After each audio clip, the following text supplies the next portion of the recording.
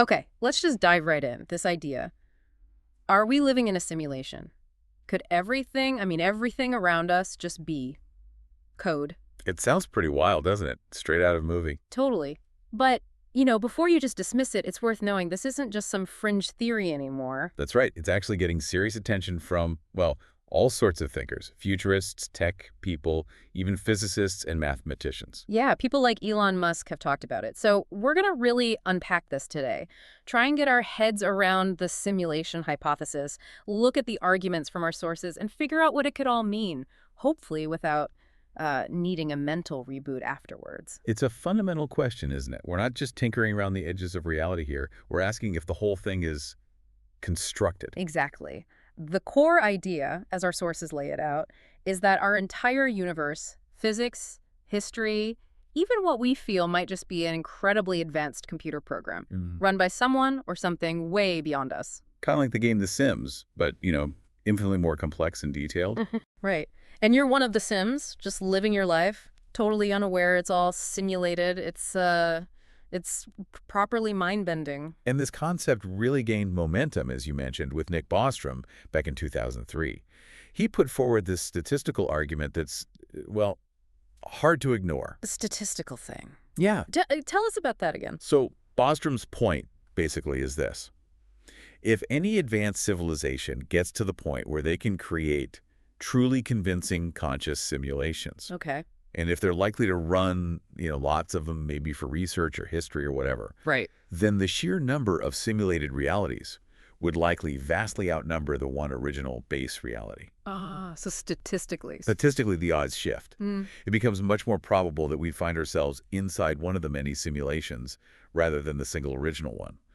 Though it's worth noting, one source we looked at did push back a bit on the math there, questioning if we can really predict what super advanced civilizations would even want to do. That makes sense. Predicting the future, let alone alien motivations. Tricky.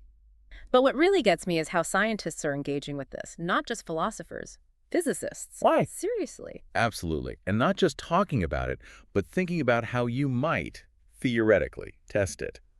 There's the work by Silas Bean and his team, for instance. What did they propose? Well, they suggested that if the universe is a simulation, it might have inherent limitations, like artifacts of the code it's running on. Mixing the pixels? Kind of. They talked about maybe finding a fundamental grid structure to space-time at the tiniest scales, or maybe tiny digital-like errors popping up in quantum processes. Wow. Now, we have to stress this is super theoretical. No one's found anything like that. Of course. But the very fact they're designing potential experiments, that tells you something about how the idea is being considered. And it's not just like a niche group, is it? Didn't Neil deGrasse Tyson put odds on it? He did. He famously suggested something like a 50-50 chance, which is pretty startling coming from a mainstream astrophysicist. 50-50. A coin toss on whether reality is real. That's something. It certainly highlights that, based on what we currently know, we can't easily rule it out.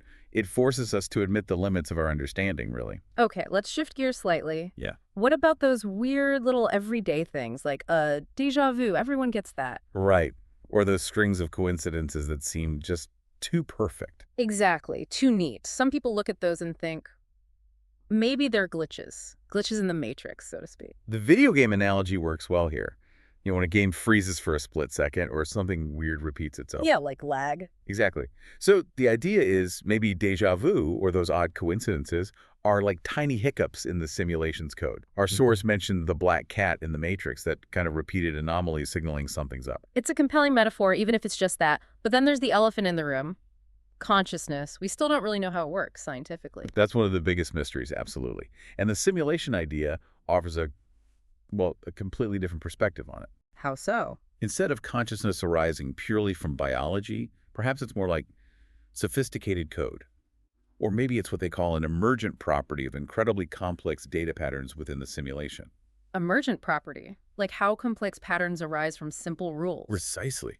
Think about the amazing worlds our own brains can create in dreams just from electrical signals. Imagine what a vastly more powerful system could generate. Could our feeling of being here just be part of the program? It really makes you think differently. And then you look at our own technology, video games, VR, AI. It's advancing so fast. Yeah, it is.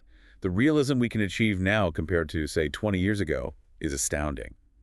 Photorealistic worlds, AI that seems to learn. So the argument is, if we're getting closer to making convincing simulated worlds, maybe with AI that feels conscious, Then isn't it plausible, even likely, that the civilization far ahead of us has already done it? and maybe we're inside one right now. That's the unsettling, fascinating possibility, yes. Okay, let's go there. Let's say, for argument's sake, it's true. We're Sims. Does it matter? Does anything change? That's the crucial philosophical question, isn't it? Yeah. As sources suggest. Maybe not in the way you'd think. How do you mean? Well, even if this reality is simulated, your experiences within it, love, pain, joy, finding something beautiful, those are still real to you. They feel real. Exactly. Hmm. The feeling the experience is valid. Mhm. Does the underlying substrate, whether it's atoms or code, actually change the significance of those experiences for the being having them? Maybe meaning isn't about objective realness. Meaning comes from the experience itself. Perhaps it suggests meaning is subjective, tied to consciousness, wherever that consciousness resides. Which then makes you ask, why? Someone built this, why? What's the point of running a whole simulated universe? Yeah, the purpose question. Yeah. And honestly, we can only speculate. Our sources throw out possibilities. Like, Maybe it's a giant science experiment. Or maybe they're historians running simulations of the past, maybe their own past. Or ancestor simulations. Right. Or maybe it's about understanding consciousness itself.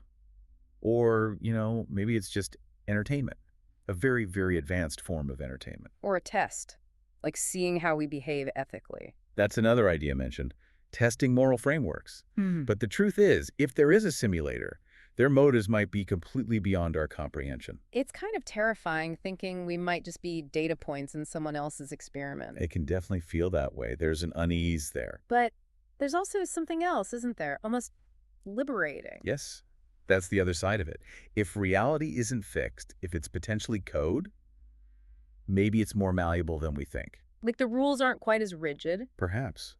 Maybe consciousness plays a bigger role in shaping things than we assume. It doesn't mean we can suddenly fly, but maybe it opens up possibilities. It encourages you to think bigger, maybe. Live more intentionally. Exactly. As the sources suggest, maybe it inspires you to push boundaries, dream wider, regardless of whether it's base reality or simulation. The quality of your life is still yours. And, thinking about you listening right now, why were you drawn to this?